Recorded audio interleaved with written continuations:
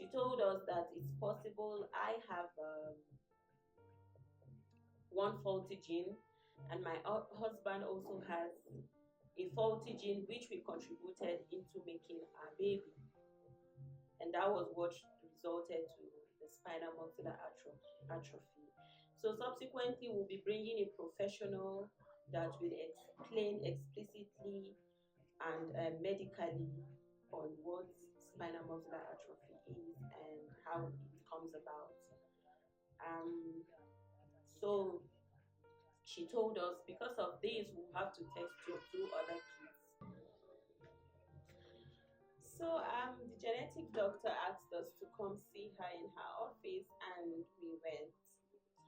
So that was when she broke the news to us. She told us that our daughter tested positive to spinal muscular atrophy.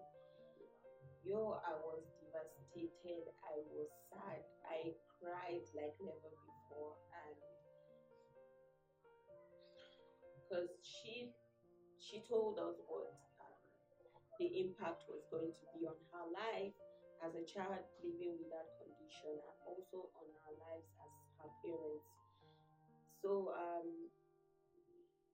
it's been really tough because it's been a roller coaster of emotions. Um,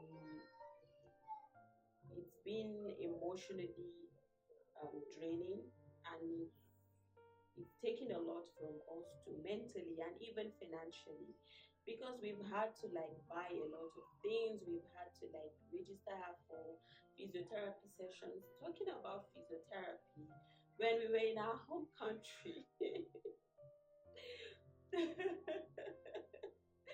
there was a time we contacted a physiotherapist to come for a physiotherapy session for her, and then he came. A supposedly professional physiotherapist doesn't know about spinal muscular atrophy, because when he came, he was like, this condition, the mother is usually the cause of it. So she probably got it from the mother. Yo, was I not devastated? I was devastated. I'm like, so I'm the cause of what's happening to my daughter, not knowing that it's wrong. He doesn't even have an idea of what this thing was about, and he was busy giving her wrong physiotherapy sessions, because children with spinal muscular atrophy have their own special kind of physiotherapy performed on them, but he was doing something totally wrong, and that is because he has no idea of what spinal muscular atrophy is about. I don't know where he got his own ideology from. So that's by the way. So we've been dealing with it, and there are times when breathing is usually difficult. She breathes and it's like she's using all of her strength. She still cannot sit independently for a long time. She gets tired, and then most times she's lying down, because it's a progressive illness that makes them really really weak. And unfortunately, she has the severe type. She has a type 1 spinal muscular atrophy, because SMA has three types. There is type 1, 2, and 3. And um, she has the severe type. Children with type 1 rarely grow beyond 6 months old before they go back to heaven. So she's a fighter. She's been fighting. So back to our appointment with our doctor. So when we were with her, she told us, if the fact that your daughter tested positive to this rare genetic disorder, it means we'll have to test your two other kids. And your daughter is 4 years old, referring to my first daughter. She's 4 years old, but she doesn't have spinal muscular atrophy, but there is a chance that she may be a carrier of a faulty gene like you and your husband. So she asked us that we needed to test her and also test my son, who was 4 months old then. So they took their blood and we came back home. It was overwhelming. Our family has not been the same since then. It's been a lot. So we waited for like a month for the test results to come out, and Within that period, my daughter fell ill and she was admitted at the hospital.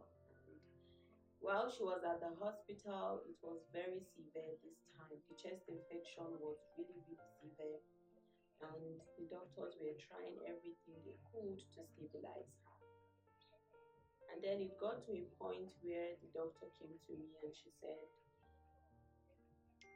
her left lungs had totally collapsed and that I should spend as much time as I can with her, that she might not make it out of the hospital.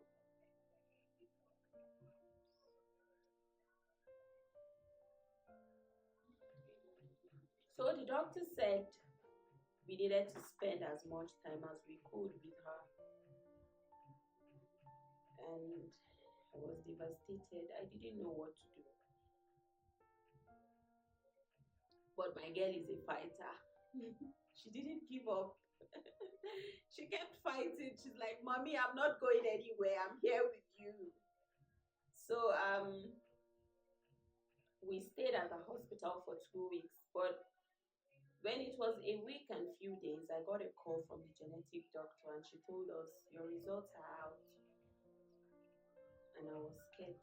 She said, your daughter is negative, referring to my fourth daughter. She said, she's negative, she's not a carrier of a bad gene, she's a healthy, normal child. And she said, unfortunately, your son also tested positive.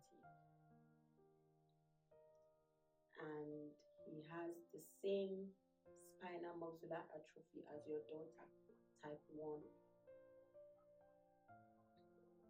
Oh, it broke me. I don't even know how I'm still sitting here strong like this, because when she broke the news to me, I died and came back. I didn't even know how I walked out of the hospital, and I didn't even know how I found myself home. And then I broke the news to my husband.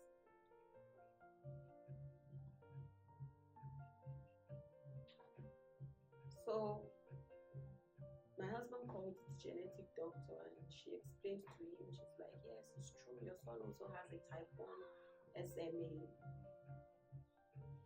And for days, I wasn't myself. I was totally down. We were all totally down. Our house was quiet. We were going through it. But then I had to be strong for my children. And that was when I told myself to make something out of this situation. No mother has to go through what I am going through.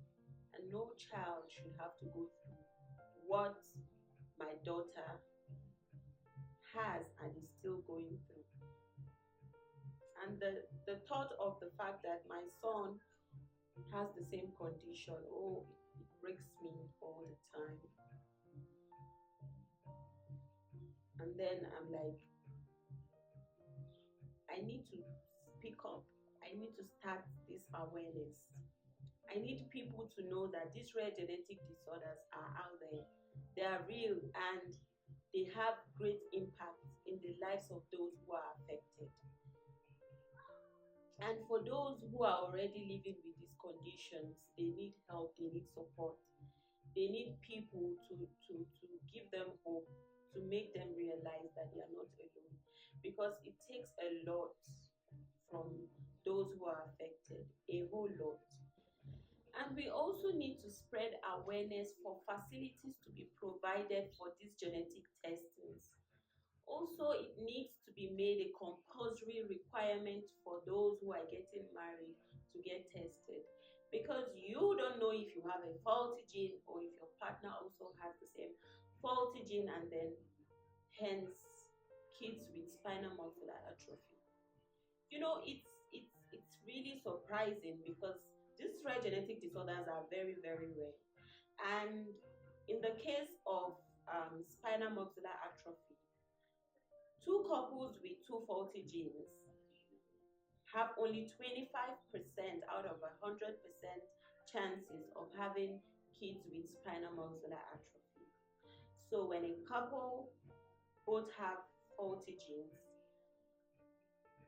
any child that comes from them has 25% chance of being positive to spinal muscular atrophy, 25% chance of being a carrier of a faulty gene like his or her parent, or 50% chance of being a normal child like my first daughter. But then we fell into the 25% chance of having the condition with my two kids.